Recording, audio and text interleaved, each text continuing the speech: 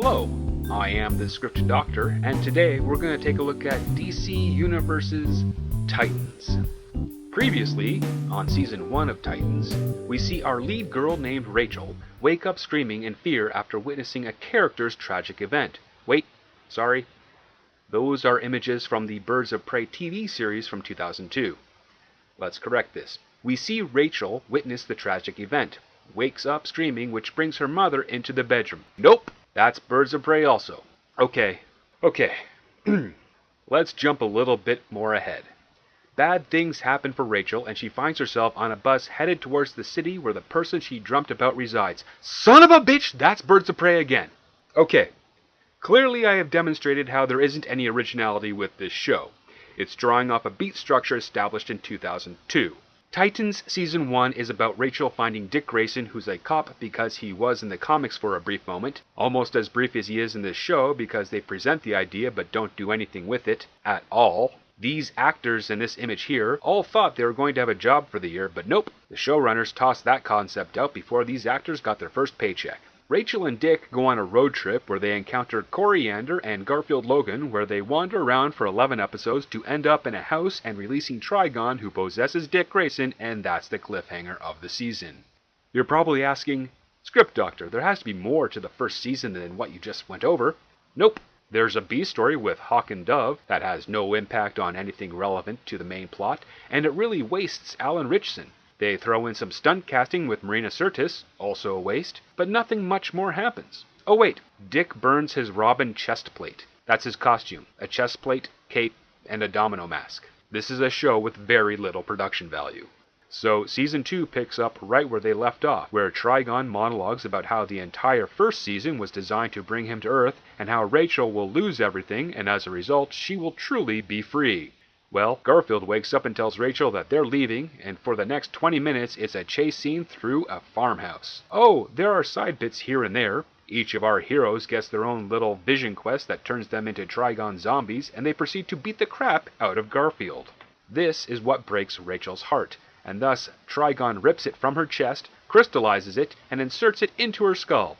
Oh, you're supposed to register this is the merging of heart and mind here. Real effective, guys.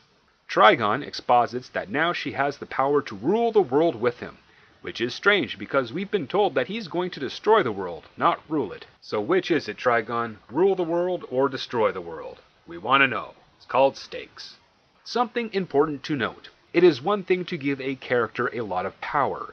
It is another thing for that character to know how to use it. The more entertaining and rewarding stories are those about the journey the character goes through to learning that power, how and when to use it, and undergoing a change as a result. If you give your character a power and they know how to use it instantly, you rob your audience of the fun and risk of wielding such a power. In stories, audiences thrive on anticipation. They thrive on the risk of failure. The reason audiences want that is because it makes the achievement have meaning, purpose, and satisfaction.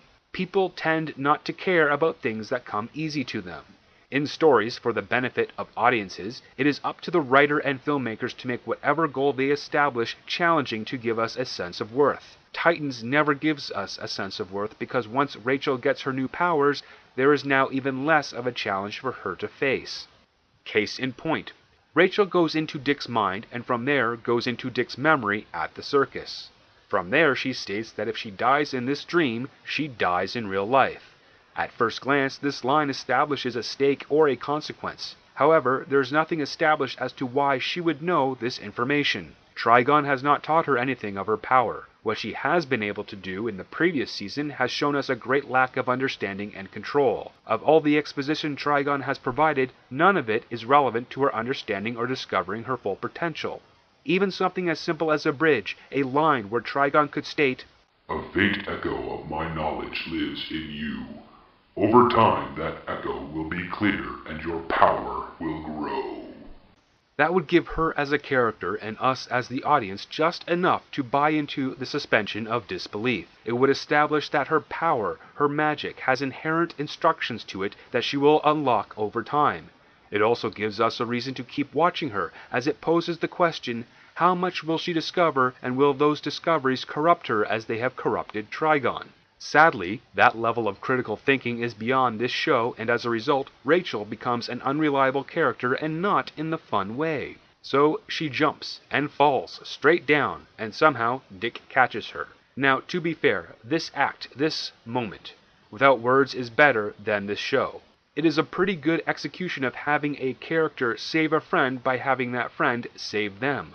Unfortunately, a scene or sequence, while separately can be great, needs to have a great lead-in and a great denouement for it to hold meaning. Every scene, every line, every moment that led up to this point should have kept us, the audience, on edge. We need to feel for Rachel when she sees her friends become slaves to Trigon, and we need to feel a loss when Dick falls under that corruption. We need a strong establishment of hopelessness. We need to suspect that if Rachel wants to save Dick, she could fail. This story needs some sort of idea presented to show what that failure might look like. When writing a story, it is one thing to have great action set pieces or love scenes or intense arguments. But if they lack a meaning, if we as an audience cannot deduce what each character wants, why they want it, and what could happen if they don't get what they want, then we don't care. And the one thing stories need to do in order to be remembered and enjoyed is to make those experiencing stories care. Not only does Titans fail to do this with their writing, they fail to do this with their effects as well.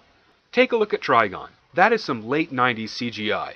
I feel like I'm looking at a cutscene from Diablo or Mortal Kombat Annihilation. They didn't put any effort into this effect. Look, there's not even a shadow as Trigon reaches over this woman's face. Titans solidifies this failure by following it up with making Rachel super powerful to the point that with a simple spreading of the arms is able to summon a shockwave that can end a being that is powerful enough to destroy planets and thus save her friends from magical zombieism. No climactic battle, nothing to show or demonstrate how powerful Trigon is, just a simple gesture and whoosh, gone. No risk, no struggle, no stakes. In other words, thanks for wasting our time. With over 15 minutes left in the show, it's time to start setting up the next episode.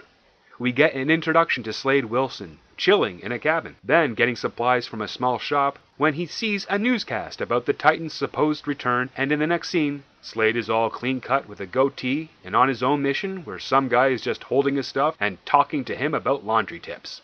Just a full 180-degree turn from where we saw him 2 shots ago. It's almost as if seeing him in a cabin meant absolutely nothing. It would have been easier and more mysterious to just insert a close-up of the TV. It turns off after Robin makes his announcement, and a camera pan over to the Deathstroke the Terminator costume.